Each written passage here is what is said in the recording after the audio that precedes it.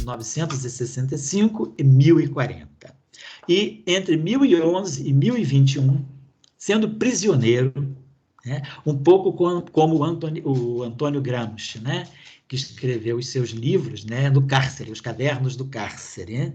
E aqui o Al-Haytham, ele escreve o seu livro da ótica, o Kitab fi al-Manazir, entre 1011 e 1021, nesses 10 anos em que ele está preso, ele está encarcerado por um dos califas lá no Egito. E em 1021 ele termina essa obra que nós então estamos celebrando, que é o pioneiro da ótica moderna, como foi declarado pela própria Unesco em 2015. Né?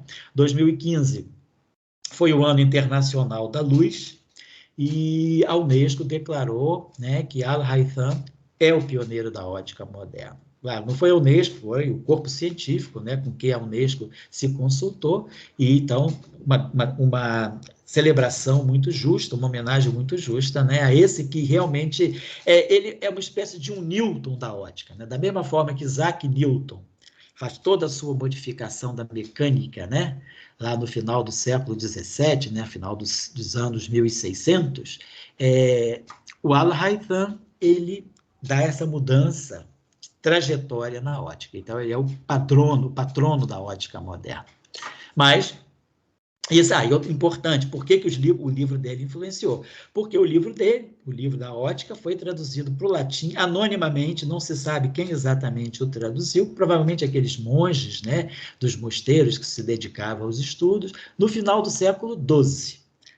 Final do século XII, alguns autores dizem que início do século XIII, mas digamos assim, localizando, final do século XII, então essa obra já vai estar disponível e depois com a imprensa, né, por Gutenberg, o livro vai ser publicado e vai ser mais disseminado. E Al-Haytham, ele se dedicou à física, à matemática, tem vários tratados dele de matemática, astronomia, filosofia, lógica, metafísica e medicina. Sobretudo sobre a questão do aparelho do nosso sistema óptico, né? O nosso sistema ocular. Então, é daqueles filósofos antigos, daqueles filósofos que tinham né? Trabalhavam com a multidisciplinaridade. Então, nós estamos falando dessa pessoa e desse livro. Outra coisa importante é que não só, talvez por alguns autores é considerado até o maior feito do Al-Haytham, é ele ter sido o precursor do método científico de Galileu. Porque ele coloca a experimentação, né, o experimento, dentro de um outro patamar. Porque a experimentação, até então, era simplesmente o fato de você descobrir alguma coisa trabalhando experimentalmente. Aqui não. Ele diz que o experimento é uma complementação da teoria, das hipóteses. Então, é preciso fazer experimentação, e a experimentação ela tem que ser repetida exaustivamente. Então, aí já tem até um sentido de estatística, né, para você comprovar um resultado, para você poder justamente verificar hipóteses básicas de uma formulação. Então, ele sai vamos dizer assim, do pressuposto de que a boa ideia ela já está certa. Não, ele diz, podemos ter hipóteses muito boas, mas é preciso que as hipóteses sejam comprovadas. Então, o experimento é parte fundamental para os testes, né, das teorias, dos modelos matemáticos. E é o que se faz hoje. Né? A teoria, vamos dizer, sobretudo nessa física mais fundamental, física de partículas, astrofísica, muitas vezes, né, as ideias elas vêm muito antes dos experimentos, e os experimentos são feitos, às vezes, décadas depois, né?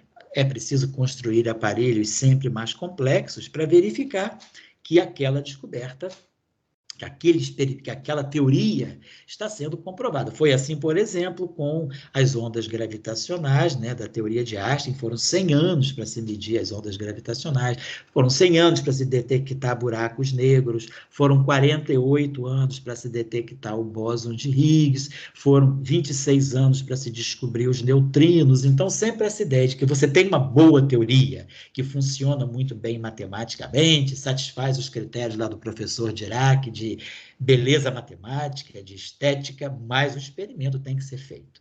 E aí a comprovação, a experimentação é muito importante para comprovar as hipóteses e as teorias. E é isso que Al-Haytham lança, né? Quer dizer, na verdade, ele lança as bases do método científico de Galileu, que é a observação, a construção de hipóteses, o modelo, e aí previsão de fenômenos, e se vai ao laboratório testar, para ver se algumas das previsões elas realmente fecham com a teoria.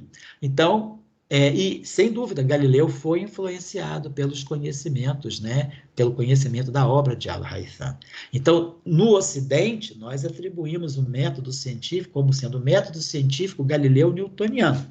Mas, na verdade, esse método científico começa não só com Al-Haytham, mas com outros precursores também da ciência islâmica do mesmo século XI, que foram contemporâneos do Al-Haytham, como, por exemplo, Al-Biruni e o Ibn Sina, que nós chamamos aqui de Avicena. Então, foram também esses filósofos naturais contemporâneos do Al-Haytham que preconizaram esse método científico baseado na experimentação como comprovação de hipóteses, não experimentação acidental, que alguma descoberta é feita experimentalmente.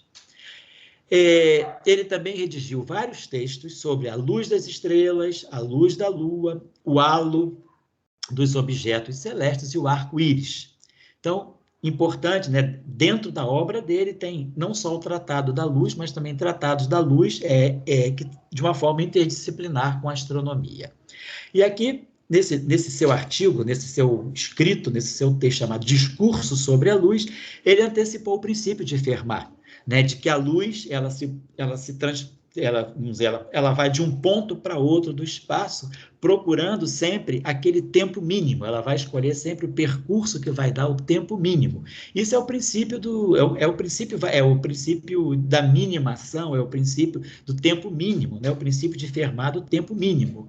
Então, isso também, Al-Haytham, ele lança isso como uma hipótese de que a luz ela vai de um ponto a outro, escolhendo a trajetória que dá o tempo mínimo. E ele também discutiu o fenômeno da dispersão da luz, ou seja, o índice de refração, quando o índice de refração, num certo meio, o índice de refração depende da frequência da luz.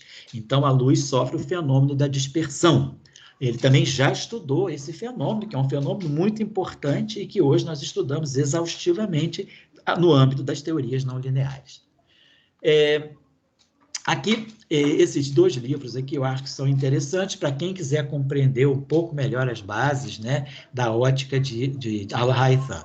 Aqui a ótica, né, de Ibn al-Haytham, esses livros, dos livros 1 a 3, né, uma visão sobre a visão direta, também está traduzido e publicado aqui pela Universidade de Londres, e a percepção filosófica da ótica de Al-Hazen. Como eu tinha falado, né, algumas vezes aparece Al-Haytham, Al-Hazen, Al-Hassen com C, mas é sempre o Al-Haytham.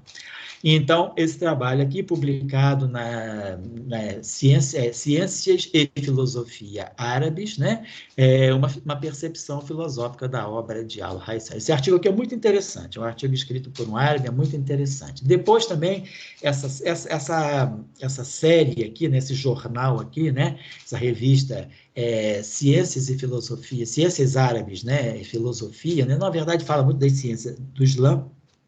Então, ele publica muita coisa sobre esses filósofos naturais árabes. Esse artigo aqui, esse livro, esse estudo aqui é muito importante, é o estudo da cinemática dos objetos celestes. Estrelas, Al-Haytham faz um estudo sobre o movimento das estrelas. Ele não considera as estrelas fixas, ele vê as estrelas como sendo objetos que se movimentam. Está aqui também publicado nesse artigo aqui de 2007, esse autor aqui, né, o Rashed, e esse livro aqui também, esse artigo aqui também, A Nova Astronomia do Al-Haytham.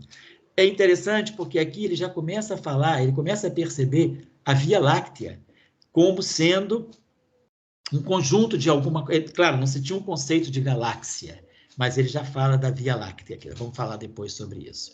Então, aqui, esse artigo aqui é muito ilustrativo também, desse Eckhart, eu esqueci o primeiro nome dele, mas é o senhor Eckhart, né? Que é o grande debate primordial, que é o estudo, né, na verdade, são as discussões que Al-Haytham fez sobre a localização da Via Láctea com respeito à Terra. O que